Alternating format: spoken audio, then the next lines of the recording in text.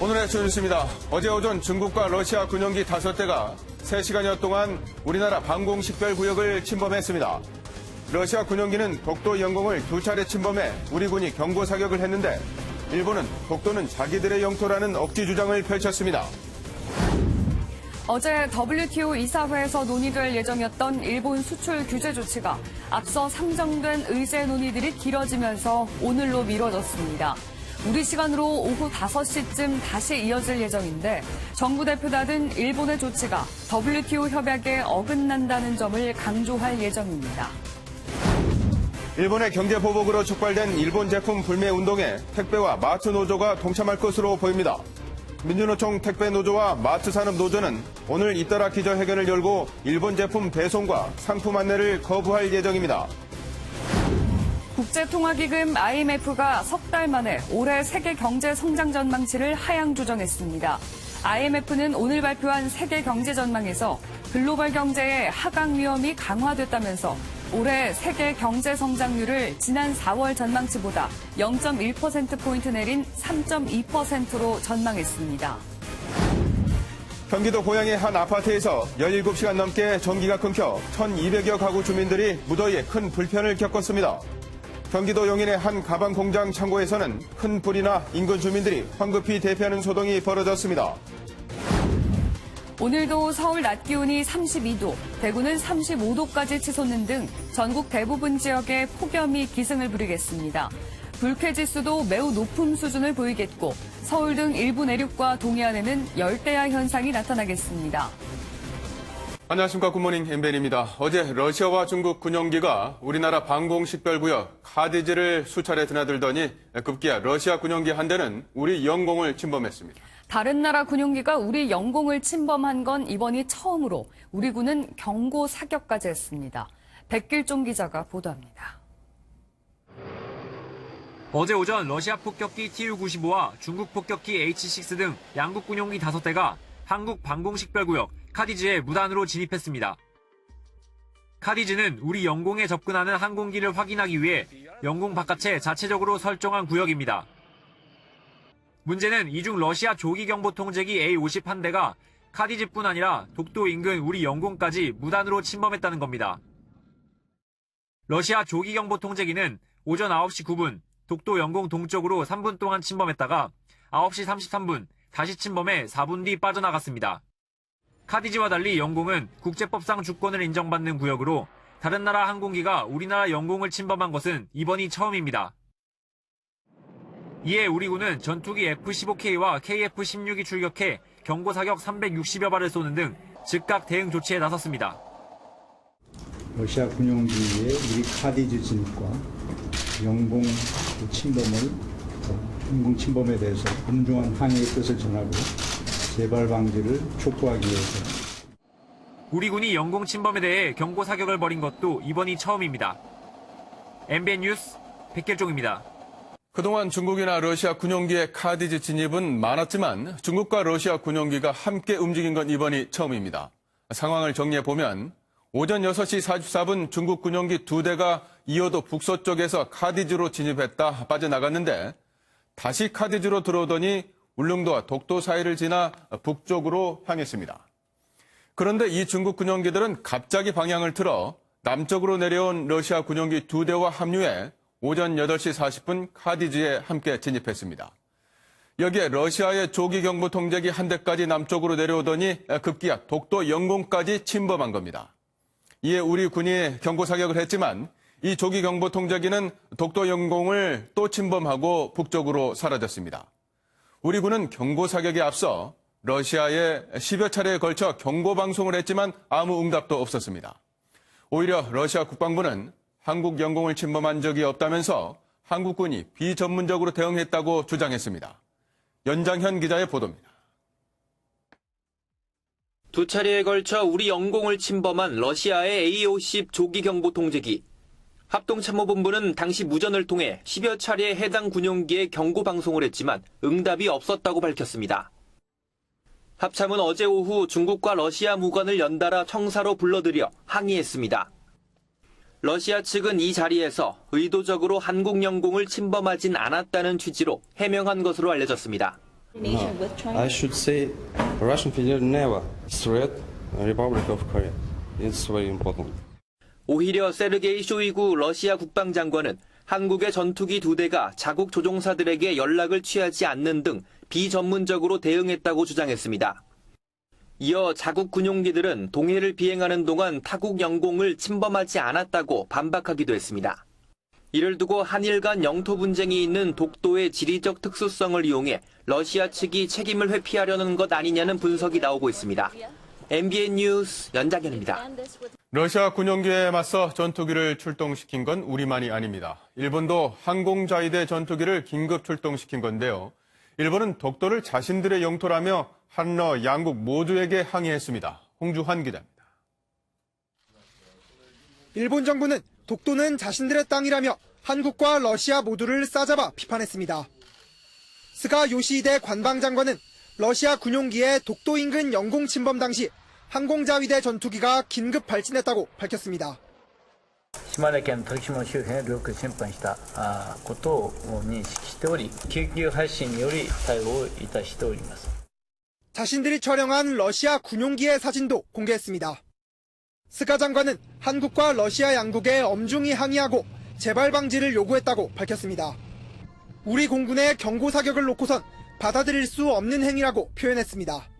韓国軍用機が警告射撃を実施したことについて竹島の領域に関する我が国の立場に照らして到底受けられず 일본 언론 역시 한국이 영공이라고 주장하는 공역이라는 모호한 표현으로 일본 정부의 적반하장식 주장을 거들었습니다. 이 같은 일본의 주장에 대해 외교부는 받아들일 수 없는 주장이라며 일축했습니다. MBN 뉴스 홍주환입니다. 어제로 예정됐던 WTO 일반 이사회의 일본 수출 규제 논의가 다른 안건들에 밀려 오늘 오후에 다뤄질 예정입니다. 우리 정부는 이번 수출 규제가 강제징용 배상 판결에 대한 일본의 보복이라는 점을 집중 부각할 것으로 보입니다. 신재우 기자가 보도합니다. 일본 수출 규제 안건이 상정된 WTO 일반 이사회에 참석하기 위해 김승호 신통상질서전략실장이 회의 시작 5분 전에 모습을 드러냅니다. 일본은 이하라 주니치 주 제네바 일본 대표부 대사와 국제법 전문가인 야마가미 신고 경제국장을 내세웠습니다. 회의 내내 양국 대표단 사이엔 팽팽한 긴장감이 감돌았지만 이번 안건 논의는 하루 미뤄졌습니다.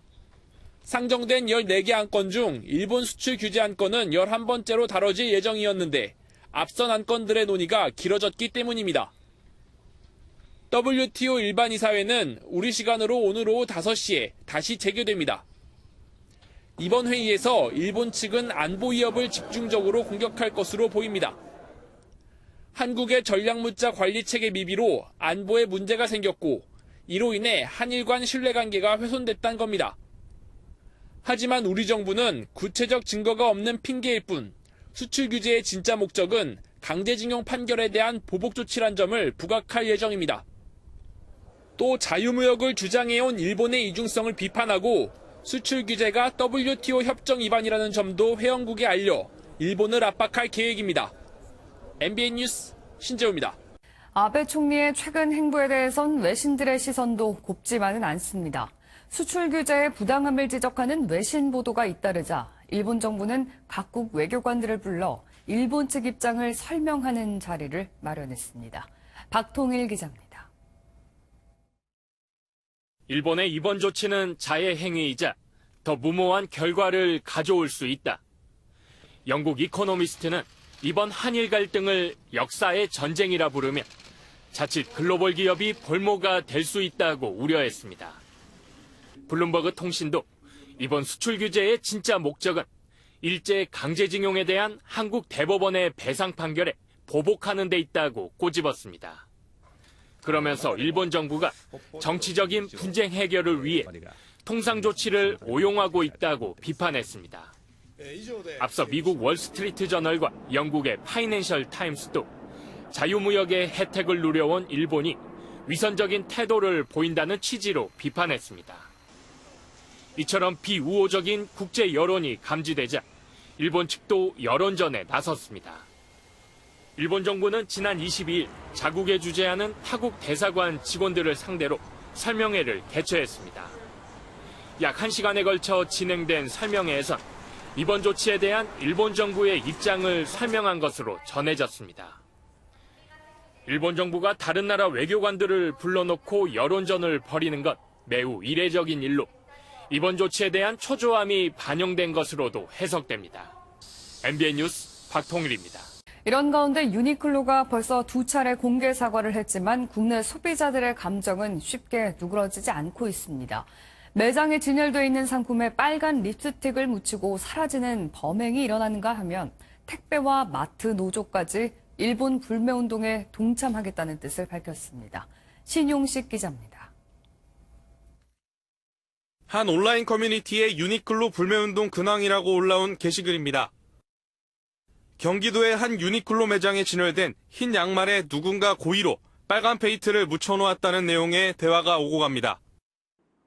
누리꾼들은 거짓일 가능성은 없느냐, 정말 유니클로 매장이면 CCTV로 잡고 있을 것이라며 조작 가능성을 제기했지만 이는 사실로 판명됐습니다. 해당 매장 관계자는 지난 10일에 이어 벌써 2차례 같은 방식으로 상품이 훼손됐다고 설명했습니다. 옷과 양말 등 40만 원 상당의 피해를 본 매장 측은 누군가의 고의적인 범행이라고 판단해 경찰에 수사를 의뢰했습니다. 한편 일본 제품 불매운동에 택배와 마트 노조가 동참하겠다는 뜻을 밝혔습니다. 민주노총 서비스연맹 택배연대 노조는 오늘 주한 일본 대사관 앞에서 유니클로 제품 배송 거부를 선언하는 기자회견을 열 계획입니다. 민주노총 마트산업노조 역시 서울역 앞에서 이마트, 롯데마트, 홈플러스 등 대형마트에서 일본 제품 안내 거부를 선언하는 기자회견을 가질 예정입니다. 일본 불매운동이 단순 제품 차원을 넘어 시민생활 곳곳으로 확대 고조되고 있습니다. MBN 뉴스 신용식입니다. 밤사이 사건 사고 소식입니다. 1200세대가 사는 고양시 한 아파트 단지에 전기 공급이 끊겨서 무더위에 주민들이 큰 불편을 겪었습니다. 용인의 한 가방 창고에서는 대형 화재가 발생해 오늘 새벽까지 진화 작업이 이어졌습니다. 고정수 기자입니다. 아파트 단지가 암흑에 휩싸였습니다. 복도를 제외하곤 불빛 하나 보이지 않습니다. 어제 오전 9시부터 오후 6시까지 변압기 공사가 진행됐는데 또 다른 변압기에 문제가 발생하면서 오늘 새벽 2시가 넘어서야 전력이 공급된 겁니다. 급한 대로 관리사무소에 모여 더위를 피한 주민들은 관리 부실을 성토했습니다. 할머니들도 여기 되게 많이 사세요. 그러니까 각 아파트에 지금 한 80%가 영유아 어린이에요. 근데 다 이런 식으로 하고 있는데. 어젯밤 10시 10분쯤 경기도 용인의 한 가방 창고에선 큰 불이 나 인근 주민 90여 명이 긴급히 대피했습니다. 소방차량 25대와 굴착기까지 동원돼 화재 발생 3시간 만에 불길은 잡았는데 오늘 새벽이 돼서야 완전히 진화된 것으로 전해졌습니다. 소방당국은 화재 발생 초기 진입로가 한 곳뿐이라 화재 진압에 불편을 겪었습니다. 중점적으로 본다 그러면 건물 동호화 되고 이렇게 해서 습도가 높기 때문에 정기적인 요인을 가장 중점적으로 봐야 될 것 같습니다. 경찰과 소방당국은 정확한 화재 원인을 조사하고 있습니다. MBN 뉴스 고정수입니다. 어제 전 남편을 살해한 혐의를 받는 고유정의 첫 재판이 열렸습니다. 검찰이 고 씨의 치밀한 범행 준비 과정을 설명하자 방청객들은 탄식했고 법정을 찾은 주민들은 사형을 선고하라며 분통을 터뜨렸습니다. 이현재 기자입니다. 고유정 씨는 첫 공판 준비 기일에 참석하지 않았습니다. 공판 준비 기일은 검찰과 피고 측이 서로의 의견을 확인하고 증거 채택 여부와 향후 일정 등을 조율하는 절차로 피고인이 반드시 참석할 의무는 없습니다. 검찰은 고 씨가 인터넷으로 찾아본 단어 등을 근거로 들며 계획 범죄 입증을 자신했습니다. 대용량 핸드 믹서기, 뼈 무게, 제주바다 쓰레기 등을 검색해보며 치밀하게 범행을 준비했다는 것이 검찰의 설명입니다. 실제로 고 씨는 지난 5월 20일 인터넷 쇼핑몰에서 휴대용 가스버너와 몰카 감지기, 핸드 믹서기를 구매해 제주 친정집으로 배송시켰고 이틀 뒤 제주시 소재 한 마트에서 표백제, 고무장갑, 부탄가스 등 사체 처리 도구로 추정되는 물품들을 구매한 바 있습니다. 고 씨 측은 전 남편의 성폭행 시도에 저항하다 벌어진 우발적 범행이라는 기존 주장을 굽히지 않고 있습니다. 살인과 시신훼손, 유기 혐의는 인정하지만 전 남편에게 졸피뎀을 먹인 적도 없다고도 주장했습니다. 재판부는 고 씨가 범행 관련 단어들을 검색해놓고 우발적 범행을 주장하고 있다며 의문을 제기했고 정식 재판 때 명확한 설명을 해달라고 요청했습니다.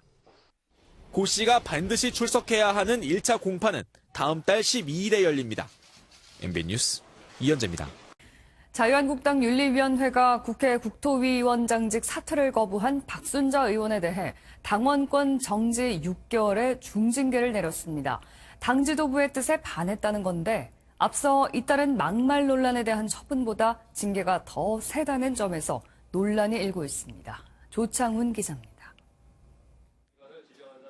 국회 국토위원장직을 맡고 있는 박순자 자유한국당 의원에 대한 당 윤리위가 열렸습니다.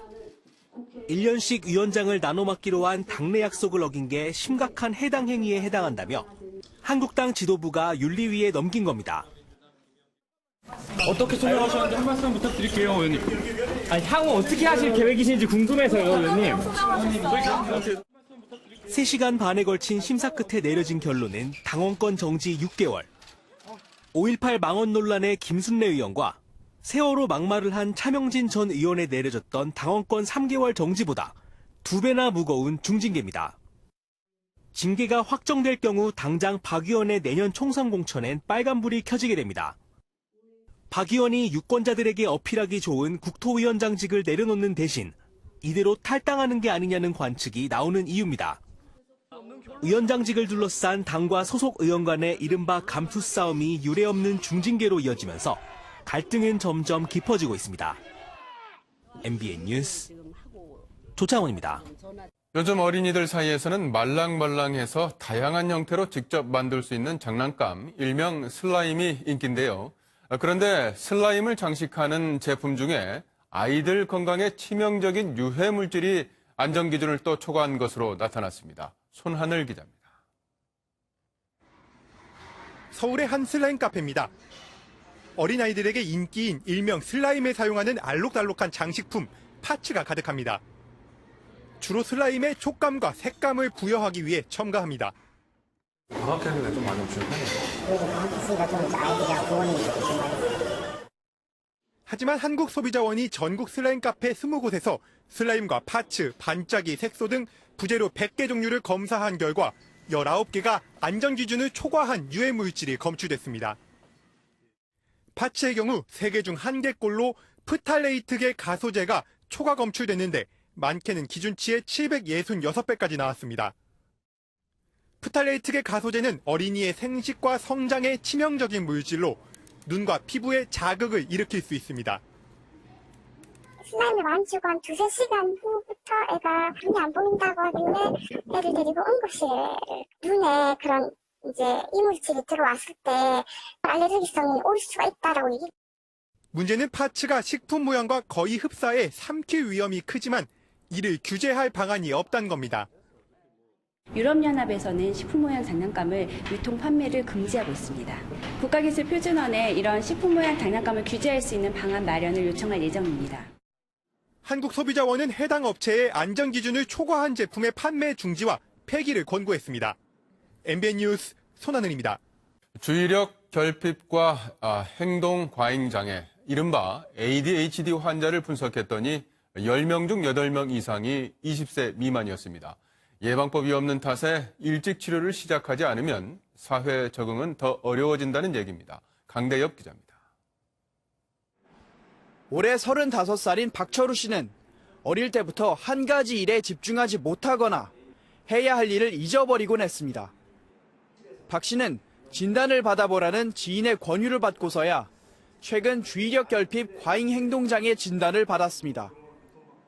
정신질환에 대한 부정적 인식도 진단 시기가 늦어지는 요인입니다. ADHD는 어릴 때부터 증상이 나타납니다.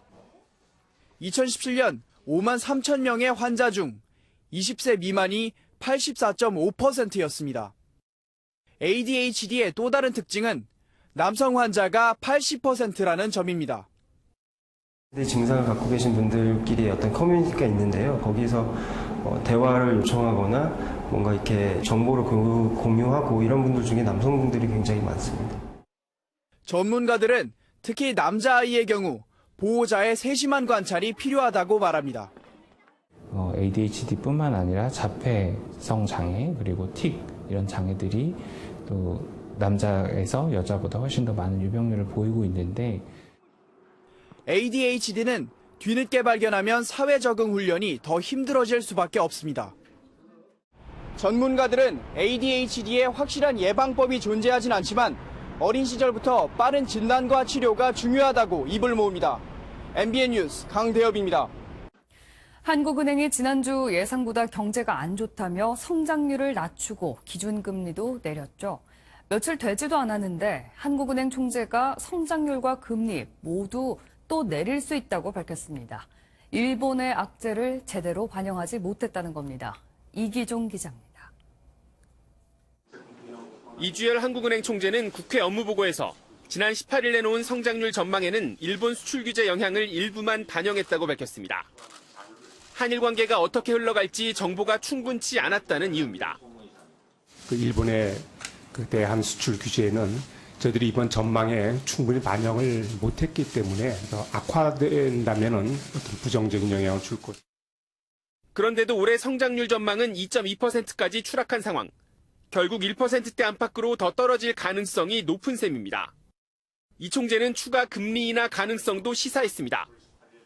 추가 금리 인하 문제도 검토할 수밖에 없는 그런 상황이다. 이렇게 이해하면 됩니까? 저희들이 어떤 대응 여부도 고민을 해야 될 거로 생각합니다. 이 총재는 일본의 금융보복 위험성도 경고했습니다. 일본계 자금 규모가 전체의 2%에 불과하지만 금융부문은 심리적 요인에도 민감하게 반응한다며 사태 악화를 사전에 막아야 한다고 강조했습니다. MBN 뉴스 이기종입니다. 미술관에서 호텔에서 옥상의 변신이 이루어지고 있습니다. 뜨거운 햇살을 즐길 수 있는 여름을 맞아 옥상이 새로운 문화 공간으로 주목받고 있는데요. 이동훈 기자가 보도합니다. 서울 은평구에 자리한 미술관입니다. 5층 규모의 전시관에서는 다양한 예술작품을 감상할 수 있습니다. 여기에 설치 미술의 진수를 느낄 수 있는 옥상은 미술관에서 가장 사랑받는 곳입니다. 북한산을 바라보며 시원한 바람 속에 즐기는 공연은 미술관이 주는 또 다른 재미입니다.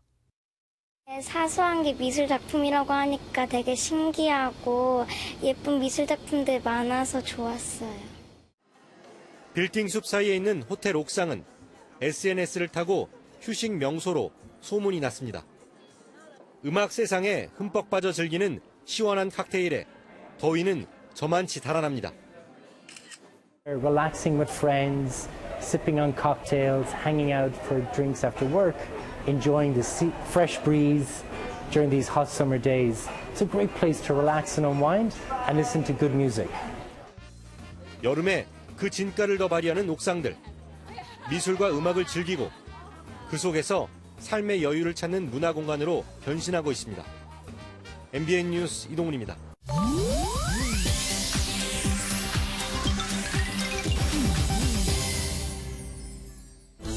인터넷 와글와글입니다. 부패와의 전쟁을 벌이고 있는 두테르테 필리핀 대통령이 명성에 걸맞은 강경한 조치로 눈길을 끌었습니다. 억소리 나는 스포츠카 한 대. 하지만 불도저 밑에서 산산조각이 났는데요. 어제 마닐라에서 진행된 밀수품 폐기 현장입니다. 두테르테 대통령의 폐차 퍼포먼스는 이번이 처음이 아닌데요. 지난해에도 여러 차례 고급 밀수 차량들을 줄지어 놓고 인정사정 없이 불도저로 밀어버렸습니다. 밀수업자에 대한 그의 강력한 경고가 제대로 먹혔을지 궁금하네요. 미스월드 미시간 선발대회의 우승자가 사흘 만에 당선이 취소되는 일이 벌어졌습니다. 그녀의 발목을 잡은 건 바로 SNS의 게시물들. 주최 측은 트럼프 대통령과 관련된 사진들이 다수 게시된 것을 두고 공격적이고 인종주의에 무감각하며 부적절하다고 비판했는데요. 미시간 선발대회를 언급한 모든 게시물들을 삭제하라고 요구했습니다. 이에 그녀는 보수적 성향에 대한 역차별이라며 주최 측이 자신을 인종주의자로 몰아가고 있다고 팽팽히 맞서는 상황입니다. 현재 MBN 수목 드라마 레벨업에 출연 중인 배우 성훈이 장애가 있는 유기견을 입양한 것으로 알려지며 훈훈함을 전하고 있습니다. 지난 6월 임시보호하던 유기견 양이를 입양한 것으로 알려졌는데요. 구조 당시 홍역에 걸려 생명이 위험했지만 보호단체와 성훈의 보살핌으로 이겨냈다고 합니다. 하지만 후유증으로 특증상이 남았는데요. 이런 양이를 돌보던 성훈이 진짜 가족이 되기로 한 겁니다. 선행이 알려지자 누리꾼들은 다시 한번 팬이 됐다며 박수를 보내고 있습니다. 무려 1,700만 명의 구독자를 보유한 6살 유튜버의 가족회사가 약 100억 원에 달하는 강남 빌딩을 매입해 화제입니다. 이 채널은 주인공 보람양이 장난감을 갖고 놀거나 요리를 해먹는 등의 일상을 공개하며 인기를 모으고 있는데요. 보람양의 가족회사 보람패밀리는 최근 서울시 강남구 청담동의 5층 빌딩을 95억 원에 사들인 것으로 알려졌습니다. 함께 운영 중인 장난감 리뷰와 브이로그 채널은 한국 유튜브 채널 중 광고 수익만으로 1, 2위를 달리고 있다는데요. 유튜브 채널을 통해 올리는 수익은 매달 37억 원 이상이라고 합니다. 누리꾼들은 부러우면서도 허탈감은 어쩔 수 없는 것 같다는 등의 반응을 보이고 있습니다. 인터넷 와글와글이었습니다. 다음은 굿모닝 월드입니다. 한 하객이 결혼식장을 찾았습니다. 그런데 이 하객을 향해서 카메라 플래시 세례와 엄청난 환호성이 쏟아졌는데요. 어떤 하객이었길래 그런 걸까요? 분위기가 뜨거운 미국의 한 결혼식장입니다. 잠시 후 깜짝 놀랄 일이 펼쳐지는데요. 도널드 트럼프 대통령이 등장한 겁니다. 트럼프 대통령 소유의 골프클럽에서 결혼식이 열렸는데 직접 신랑 신부를 축하하기 위해 나타났습니다. 대통령이 하객으로 오는 건 어떤 느낌일까요? 신랑 신부는 초대장을 보내긴 했지만 대통령이 진짜 올 줄은 몰랐다며 크게 기뻐했다네요. 역시 한 사람 두 사람 모여 힘을 합치면 못 해낼 일이 없는 것 같습니다. 고속도로에서 펼쳐진 구조 현장, 영상 함께 보시죠. 미국 일리노이의 한 고속도로. 도로를 달리던 트럭이 타이어가 터지면서 중심을 잃더니 뒤집힙니다. 운전자의 안전이 위급한 상황인데요. 시민들이 하나 둘씩 모여 운전자를 구조하려 합니다. 여의치 않자 힘을 합쳐 차를 들어 옆으로 세우고 운전자를 구조했는데요. 다행히 운전자는 차에서 무사히 빠져나왔습니다. 시민들이 정말 큰일을 해냈네요. 날쌘 독수리 한 마리가 있습니다. 먹이와 함께 뭔가를 낚아챘는데요. 뭐였을까요? 독수리들이 하나둘씩 날아와 먹이를 뜯기 시작합니다. 캐나다 사진작가의 근접 촬영 시도가 성공하는 듯 했는데요. 그런데 한 독수리가 촬영 장비를 먹이로 착각한 듯합니다. 이걸 들고 날아가 버리는데요. 영상엔 이 모습이 고스란히 담겼습니다. 다행히 촬영 장비는 인근 해변가에서 발견됐고 사진작가에게 잘 전달됐다고 하네요. 지금까지 굿모닝 월드였습니다. 선풍기와 에어컨 없이는 잠들기 어려운 요즘이죠. 지난 밤 사이에도 곳곳에선 열대야가 나타났습니다. 지금 강릉의 기온은 29.1도, 포항은 27.2도입니다. 서울에서도 올 들어 두 번째로 열대야가 나타났습니다. 오늘도 마음의 여유를 가지고 보내셔야겠습니다. 기온, 습도, 불쾌감 모두 높습니다. 영동과 경북에서는 폭염경보가, 내륙 곳곳으로는 폭염주의보가 발효 중인 가운데 오늘 대구와 포항의 낮 기온 35도, 세종 33도, 서울 32도까지 올라 덥겠습니다.